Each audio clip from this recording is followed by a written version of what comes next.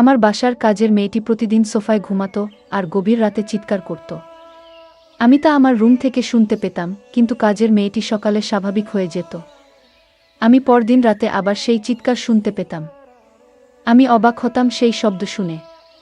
তারপর কিছুদিন পর জানতে পারলাম কাজের মেয়েটি মা হতে চলেছে। আমি সেই রহস্য জানার জন্য কাজের মেয়েকে বললাম, আজ তুই আর রুমে ঘুমা, আমি তোর সোফায় ঘুমাবো। তারপর রাত যখন 2টা বাজে তখন আমার সাথে যা ঘটল তা শুনলে তোমরা ঠিক থাকতে পারবে না। তাহলে আসল ঘটনাটি খুলে বলি। আমি শারমিন, বয়স আমার 24 বছর। আপনারা প্রায় সবাই আমাকে খুব ভালো করেই চেনেন এতদিনে।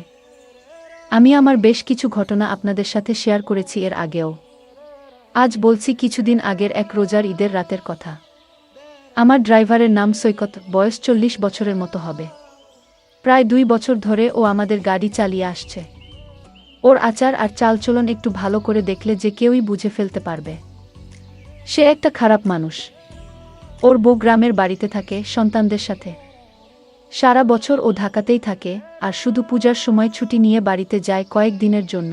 যে একটা চরিত্রহীন তা আমিও আসার পর প্রথম দিন গাড়িতে চড়েই টের পেয়ে গিয়েছিলাম। গাড়ি চালানোর থেকে এক অদ্ভুতভাবে তাকিয়ে থাকত, আর খাবার জন্য ঘরে এলেই আমাদের কাজের মেয়ে সাইমার দিকে তাকিয়ে থাকত, এমনকি আমার দিকেও তাকাত সুযোগ পেলেই। প্রথম দিকে একটু কেমন কেমন লাগলেও আস্তে আস্তে ব্যাপারটার সাথে মানিয়ে নিয়েছিলাম। এটা পুরুষদের জন্য স্বাভাবিক মনে করেই এভাবে প্রায় বছর খানিক চলে গেল। থাকার জায়গা না থাকায় ও আমাদের গ্যারেজের সাথে থাকা ছোট একটা রুমে থাকত। এতে কাজেরও সুবিধা হতো, ওকে দিয়ে ঘরের অনেক ছোটখাট কাজও করিয়ে নেওয়া যেত। আমি আর সাইমা প্রায় প্রতি রাতেই একসাথে টিভি দেখতাম, যখন আমার স্বামী দেশের বাইরে থাকত। রাত একটু গভীর হয়ে গেলে আমি আমার খাটে এসে ঘুমিয়ে পড়তাম, আর সাইমা একা একা আরেকটু সময় টিভি দেখে সোফাতেই ঘুমিয়ে পড়ত, ওর ঘরে যেত না। এভাবে একদিন রাতের বেলা আমি টিভি ছেড়ে উঠে এসে আমার খাটে ঘুমিয়েছিলাম, আর সাইমা সোফাতে ঘুমিয়েছিল। রাত প্রায় 2টার দিকে কি যেন একটা শব্দে আমার ঘুম ভেঙে গেল। ঘুম ভাঙার পর আমি আর শব্দটা পেলাম না। আমি আবার ঘুমিয়ে পড়তে যাব, এমন সময় মনে হলো ফ্রিজ থেকে একটু ঠান্ডা পানি খেয়ে নিই। খাওয়ার জন্য আমি খাট ছেড়ে ডাইনিং রুমের দিকে গেলাম। যাবার সময় ড্রয়িং রুমে টিভির হালকা আলোতে নড়াচড়া দেখতে পেলাম। আমি কোনো আওয়াজ না করে দাঁড়িয়ে গেলাম কি হচ্ছে তা দেখার জন্য। যা দেখলাম তাতে আমার মুখ যেন হা হয়ে মাটিতে পড়ার দশা হলো। আমি এই দৃশ্য দেখে পুরো হতভম্ব হয়ে গেলাম, আমার মাথা যেন কাজই করছিল না। আমি প্রায় 10 মিনিট মতো মনে হয় দাঁড়িয়ে দাঁড়িয়ে সাইমার এক অদ্ভুত দৃশ্য দেখছিলাম, সৈকত আর সাইমার। দৃশ্যটা দেখে আমি আর নিজেকে ধরে রাখতে পারছিলাম না।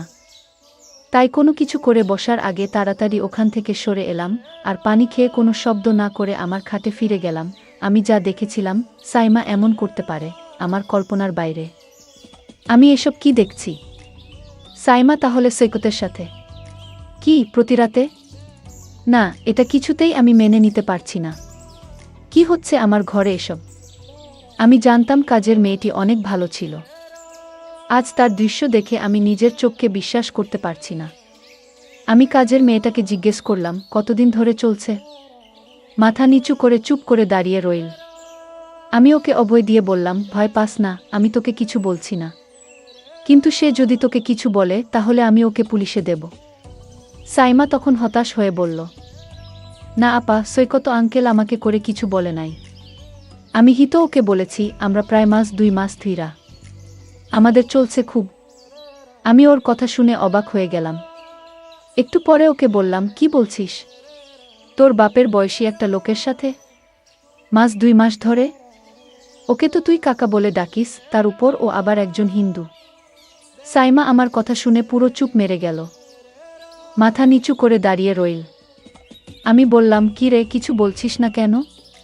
মৃদু গলায় বলল, আপা, বিয়া ভাঙছে আমার 1 বছর আগে, তাই উনি যখন কইল তখন আমি আর না করতে পারলাম না। উনি আমাকে বিয়ের প্রস্তাবও দিয়েছে। হায় রে বোকা মাইজা, হিন্দু ছেলে তোকে বিয়ে করবে? দয়া কইরা কাউরে কিছু বইলেন না আপা, আর উনারে আপনার বাসার কাছ থেকে বের কইরা দিয়েন না। আমি বললাম, আচ্ছা, কিন্তু তোর একবারও মনে হলো না যে তুই একটা হিন্দু লোকের সাথে? উত্তরে সাইমা বলল, আপা, উনি হিন্দু হলে কি হবে? উনার আচরণ অনেক ভালো। উনি মুসলমানের চেয়ে অনেক ভালো। আমি কত মুসলমান দেখেছি, কিন্তু উনার মতো কাউকে দেখিনি। উনি যে হিন্দু তা শুধু নামে মাত্রই। আমি ওর কথা শুনে পুরোপুরি চুপ হয়ে গেলাম, আর কিছু না বলে ওখান থেকে চলে এলাম। এভাবেই চলছিল ওদের। আমি মাঝে মধ্যে আরও অনেকবার ওদেরকে ড্রয়িং রুমের সোফায় একসাথে বসে গল্প করতে দেখেছি। আমি আর বাধা দিইনি সাইমার কথা চিন্তা করে। এখন আসি মূল ঘটনায়। সেদিন রাতে আমি আর সাইমা অন্যান্য রাতের মতো ড্রয়িং রুমে বসে টিভি দেখছিলাম। রাত প্রায় 12টা বাজে। তখন সাইমা আমাকে জিজ্ঞেস করল আমি ঘুমাতে যাব কিনা। আমি না বললে ও বলল সারা দিন বাড়ির কাজের চাপে সে খুব ক্লান্ত, ও রুমে গিয়ে ঘুমাবে। এই বলে ও চলে গেল ঘুমাতে। আমি সোফায় শুয়ে টিভি দেখতে লাগলাম। প্রায় আধা ঘন্টা টিভি দেখার পর আমারও খুব ঘুম আসতে লাগলো। কিন্তু আমি টিভি ছেড়ে বেডরুমে গেলাম না। টিভি দেখতে দেখতে আমি সোফাতেই শুয়ে ঘুম ঘুম চোখে অনুষ্ঠান দেখছিলাম। কিছুক্ষণের মধ্যেই আমি ঘুমিয়ে গেলাম। রাত হয়তো তখন 2টা হবে। হঠাৎ একটা শব্দে আমার ঘুম ভেঙে গেল। ঘুম ভাঙার পর কয়েক মুহূর্ত সময় লাগলো পুরোপুরি সম্বিত ফিরে পেতে। তারপর বুঝতে পারলাম কি ঘটতে যাচ্ছে। আমি ঘুমের ভান ধরে শুয়ে রইলাম। ভাবলাম দেখি কি হয়। যখন আমার সোফায় সাইমা ভেবে কেউ আসলো। এরপর লোকটা বলে উঠল, কি রে সাইমা, এমন করিস না আজকে। কি হলো? আমার সাথে কোনো কথা বলছিস না যে? তুই কি আমার উপর রাগ করেছিস? আমি গলার আওয়াজ শুনে বুঝতে পারলাম লোকটা আর কেউ নয়, আমাদের ড্রাইভার সৈকত। আমাকে ভুলে সাইমা ভেবে এখানে চলে এসেছে। সৈকত বলল, কি রে সাইমা, আজ তোর কি হয়েছে? কোনো কথা বলছিস না কেন? কি রে? চিল্লায় ম্যাডামরে জাগায় ফেলবি নাকি? আমি বুঝতে পারলাম ওকে কিছু না বললে ও এখান থেকে যাবে না। আমি কথা না বলে ওর আসল রহস্যটা জানতে চাইছিলাম। কিছুক্ষণ পর সে বলল, কি রে, আজকে কি হয়েছে তোর, এরকম করছিস কেন? আমি উত্তরে বললাম, সৈকত, আমি সাইমা না, তোমার ম্যাডাম। সাইমা ওর ঘরে ঘুমাচ্ছে। বুঝলাম। আমার কথা শুনে ও হতভম্ব হয়ে গেছে। সরি ম্যাডাম, আমার ভুল হয়ে গেছে। সব সময় তো এখানে সাইমাই ঘুমায়, না দেখে ভুল করে আমি এখানে চলে আসছি। দয়া করে স্যারকে বললেন না ম্যাডাম, আমার চাকরিটা চলে যাবে। আমিও আর কিছু বলার মতো পেলাম না। বুঝলাম ও ইচ্ছাকৃত কিছু করেনি, কারণ সাইমা এই সোফাতেই ঘুমায়, আর আমার এখানে থাকার কথা না। তাই আর কিছু না পেয়ে বললাম, আচ্ছা ঠিক আছে, আমি তোমার স্যারকে কিছু বলবো না। গিয়েও বলল, ম্যাডাম, আপনি আমারে বাঁচাইলেন। কি বইলা যে আপনাকে ধন্যবাদ দিমু বুঝতেছি না। আমি উত্তরে বললাম, ধন্যবাদ দিতে হবে না, এটা একটা ভুলের কারণে হয়েছে। কিন্তু এখন বল, আমি এখানেই থাকবো নাকি আমাকে উঠে যেতে হবে? ও একটু ভয় পেল আমার কথা শুনে, বলল, সরি ম্যাডাম, ভুল হয়ে গেছে। এই তো আমি উঠেই যাচ্ছি। আমি বললাম, ঠিক আছে, তুমি তো যাবে, তার আগে আমার একটা কথা শুনে যাও। তুমি আজ যা করলে, আমি তো তোমাকে এ বাড়ি থেকে বের করে দিতে পারি। কারণ এভাবে লুকিয়ে লুকিয়ে যা করছো, তা কিন্তু মোটেও ঠিক নয়। আমি তোমাকে কিছু শর্ত দেব। যদি শর্ত মেনে নিতে পারো তাহলে তোমার চাকরি থাকবে। ও বলল, ঠিক আছে ম্যাডাম, আপনার কথা আমি অক্ষরে অক্ষরে পালন করব।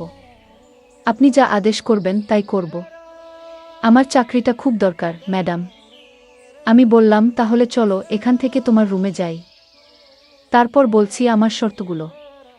চলো তোমার রুমেই যাওয়া যাক। আমরা আস্তে গ্যারেজের দিকে এগোতে লাগলাম। কিছুক্ষণ পর আমি আর সৈকত গ্যারেজের পাশে ওর রুমে পৌঁছলাম। আমি আগে কখনো ওর রুমে ঢুকিনি। রুমটা খুব বড় নয়। এক কোণায় একটা সিঙ্গেল খাট রুমের বেশিরভাগ জায়গা দখল করে রেখেছে। ছোট একটা টেবিলের উপর একটা ছোট টিভি আর কয়েকটা মূর্তি। খাটের নিচে একটা ট্রাঙ্ক, হাঁটাচলার জন্য খুব সামান্য জায়গা। বসার জন্য একটা চেয়ারও নেই। আমি ওর ঘরে ঢোকার সাথে সাথে একটা দুর্গন্ধ পেলাম। আমার দম বন্ধ হয়ে আসছিল, বেশ কষ্ট করে শ্বাস নিতে হচ্ছিল। আমার অবস্থা দেখে ও বলল, এই তো ম্যাডাম, 2 মিনিটের মধ্যে ঠিক হয়ে যাবে। আমি ফ্যান ছেড়ে দিতেছি। এই বলে ও ফ্যান ছাড়ল। মিনিট 2-1 পর আমি মোটামুটি ঠিক হয়ে গেলাম। সবকিছু স্বাভাবিক হবার পর আমি বললাম, আচ্ছা তাহলে আর দেরি না করে তোমার শর্তগুলো শুনে নিই। বলো কি করতে হবে, নয়তো আমার যেতে অনেক দেরি হয়ে যাবে। ওর কথা শুনে হেসে বললাম, আমি আজ তোমাকে যা বলবো তোমার কিন্তু তাই করতে হবে। আমি বললাম, ঠিক আছে ম্যাডাম, আপনি বলুন। আমি তখন সৈকতকে বললাম, তুমি সাইমার সাথে যা করেছিলে আমিও তা করতে চাই। ম্যাডামের এমন কথা শুনে আমার গলা শুকিয়ে গেল।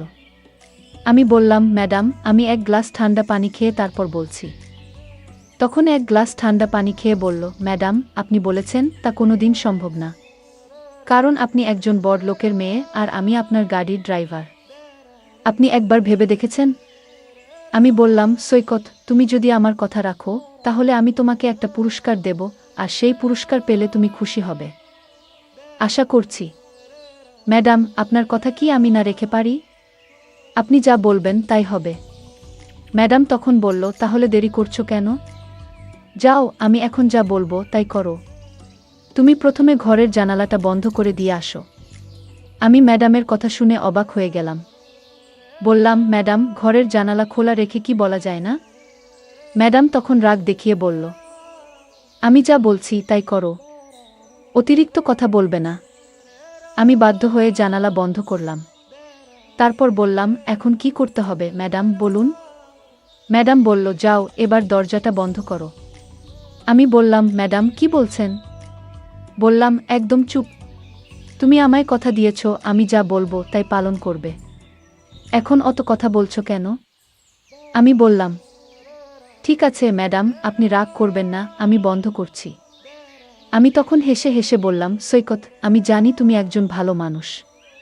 আর তাই আমি তোমাকে একটা কথা বলবো, সেটা হলো, আমি চাই তুমি হিন্দু থেকে মুসলমান হয়ে যাও। যদি তুমি হিন্দু থেকে মুসলমান হও তাহলে তোমার সাইমাকে আমি তোমার সাথে বিয়ে দেব। আর সাইমা যেহেতু মুসলমান, তার বাবা এটা মেনে নেবেন না। আমি ম্যাডামকে বললাম, কিন্তু? বললাম, কোনো কিন্তু নয়। তুমি আমায় আগেই কথা দিয়েছ আমার কথা রাখবে। আর তাছাড়া সাইমা মা হতে চলেছে, সুতরাং তোমার এখন তাকে বিয়ে করতে হবে। তোমার ঘরে আমি আসার কারণ হচ্ছে, আমি তোমাকে পরীক্ষা করছিলাম তুমি ভালো না খারাপ। আসলে তুমি একজন ভালো মানুষ। তুমি আমার পরীক্ষায় পাশ করেছ, সাইমা যা বলেছে সেটা সত্যিই বলেছে। আসলে তোমার মতো মানুষ খুব কম পাওয়া যায়। আমি সাইমার সাথে তোমার বিয়ে দেওয়ার জন্যই তোমাকে এখানে নিয়ে এসেছি। সৈকত বলল, ম্যাডাম, আপনার যা ভালো মনে হয় তাই করুন। বন্ধুরা, আজকের গল্পটি তোমাদের কেমন লাগলো তা অবশ্যই কমেন্ট করে জানাতে ভুলবে না। আর প্রতিদিন এরকম নতুন নতুন গল্প পেতে আমার চ্যানেলটিকে সাবস্ক্রাইব করে পাশে থাকবেন। ধন্যবাদ।